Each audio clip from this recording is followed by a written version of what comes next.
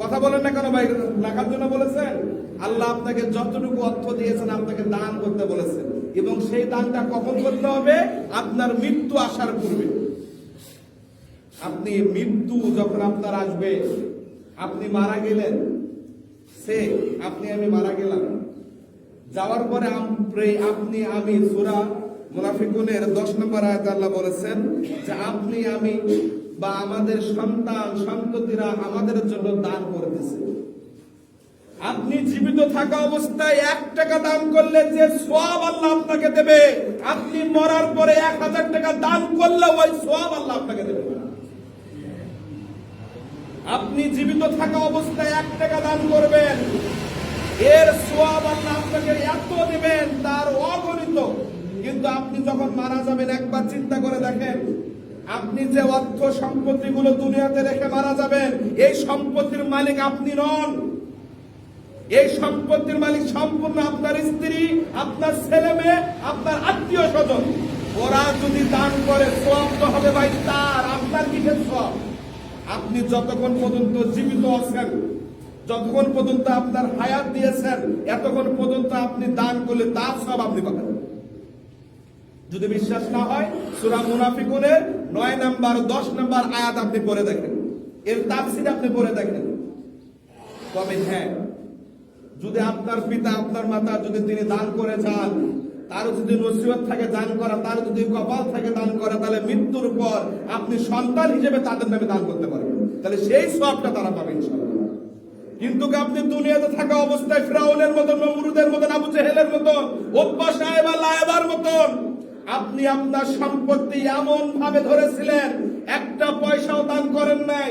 মসজিদে আসেন তবু আপনার পকেট ফাঁকা, অথচ ইফতারে পরে চায়ের দোকানে গেলে আপনার ভরপুর ব্যবসা। ঠিক কিনা? কত জুম্মাতে দেখলাম, এটা মনে হয় বিরল।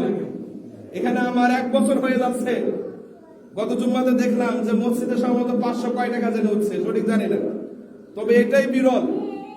এখানে 1000, 1200, 1500 টাকা পর্যন্ত আমাদের মসজিদে ওঠে শুক্রবারের দিনে, অথচ সেই দিন দেখলাম 500-600 টাকা উঠছে। তাহলে বোঝা যাচ্ছে আমাদের ইমানটা আল্লাহ কমিয়ে নিচ্ছে।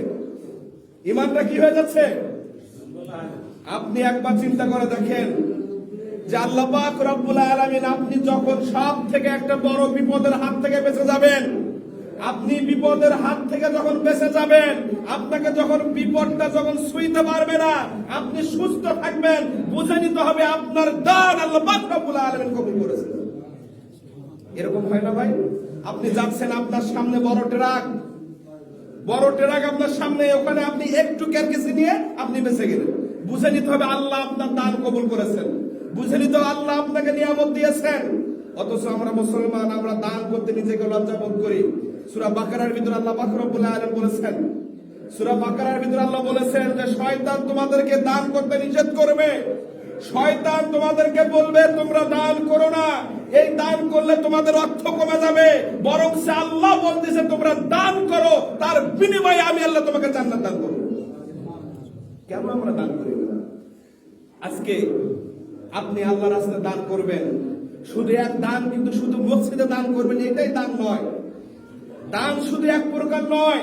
আপনি মসজিদে দান করবেন এটাও দান, আপনি মাদ্রাসায় দান করবেন সেটাও দান, আপনি ফকির ফকিরিনকে দান করবেন সেটাও দান, আপনি রাস্তা নির্মাণ করবেন সেটাও দান, আপনি একটা গাছ রোপণ করবেন সেটাও দান, আপনি যে কাজগুলো করবেন আল্লাহকে খুশি করার জন্য সব আপনার দান।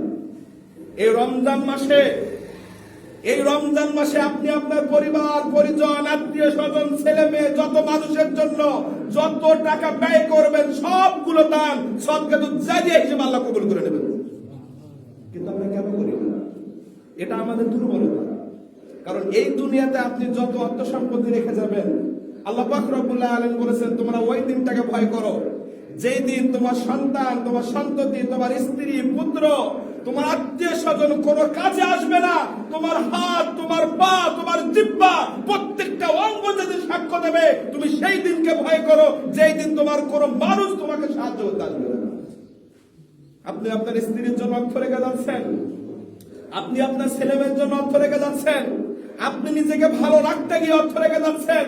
আল্লাহ পাক রব্বুল আলামিন না করুক, যদি আপনি যে উদ্দেশ্য অর্থ রেখে যাচ্ছেন তারা সেভাবেই আপনার অর্থগুলো ভোগ দখল করে নেবে। এটা কোনো সন্দেহ নেই। তারপরে দেখবেন, আপনি একটিবার চিন্তা করে দেখেন, আপনি আমি সকলেই মারা যাব। আপনাদের গ্রামে যত মানুষ মারা যায়, আপনার আমার বাবা মারা গেছে, আপনার আমার নানা নানি দাদা দাদি অনেকেরই আপনজন, নিজের কলিজার টুকরা ছেলে মেয়ে অনেকেরই অন্ধকার কবরে শায়িত আছে। যেই দিন মারা গেছে সেই দিন আমরা নিমক হারাম, সেই দিন আমরা নিজের মুখে ভাত তুলে দিয়েছি, তাদের কারণে আমরা কেউ মারা যাইনি। আমার বাবা মারা গেছে, তার জন্য কি আমি মারা গিয়েছি? আমি 10 দিন খানা পিনা বন্ধ করে দিয়েছি? আপনি কি ভাবতেছেন যে আপনি যখন মারা যাবেন আপনার সন্তান, আপনার স্ত্রী পুত্র আপনাকে পূজা করবে? কখনোই নয়। তাদের জন্য অর্থ রেখে যাচ্ছেন, এই অর্থই হবে অনর্থের মূল, এই টাকা পয়সাই হবে সবকিছু।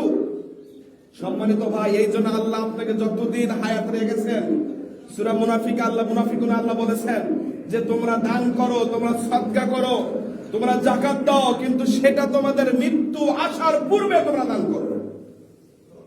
আমরা মৃত্যু আসার পূর্বে দান করব, কারণ এই দান আল্লাহ পাক রব্বুল আলামিন কাল কিয়ামতের দিনে এই দানের বিনিময়ে, এই দানের ওসিলায় আল্লাহ পাক রব্বুল আলামিন আপনাকে আমাকে জান্নাত দান করবে। সুবহানাল্লাহি ওয়া বিহামদিহি। একজন সাহাবী রাসূলকে জিজ্ঞাসা করলেন, হে আল্লাহ রাসূল, এই যে আমার বিরাট বড় একটা বৃক্ষ, বিরাট বড় একটা খেজুরের বাগান, এই বাগানটা আমি আল্লাহর রাস্তায় দান করতে চাই। আপনার আমার আর রাসূলের সাথে ব্যবধানটা দেখেন। রাসূল তখন কিভাবে চলছেন, কিভাবে কাজ করতে বলেছেন, আর এখনকার কাজ পুরো সেম জীবনও হবে না। রাসূল তার সাহাবীকে বললেন যে তোমার যে খেজুরের বাগান আছে, তোমার যে খেজুরের গাছগুলো আছে, এই গাছগুলো তুমি আল্লাহর রাস্তায় যেহেতু দান করবা, তোমার আত্মীয় স্বজন, তোমার